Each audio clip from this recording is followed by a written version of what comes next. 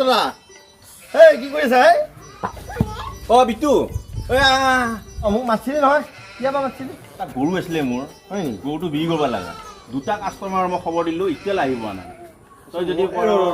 মোক এটা মানুহে কৈছিল ৰ আহে লৈ হ'ব কথা নাই মই আনি দিম দে আনবি এই মোটাকে দিমেই হ'ব পিছে চিন্তা নাই কি অৱস্থা আজি লৈ আজি এতিয়া হ'ব যা যা যা গৰু বৰ ধুনীয়া গৰু বুজিছা নাই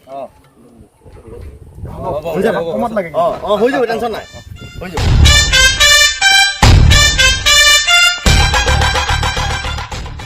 চা তোৰ কাৰণে আজি মই গৰু বিক্ৰী কৰিব লাগিছোঁ তোৰ এডমিশ্যন অকল এডমিশ্যনৰ কাৰণে এই মানুহ আহি আছে গৰু নিবলৈ দাদা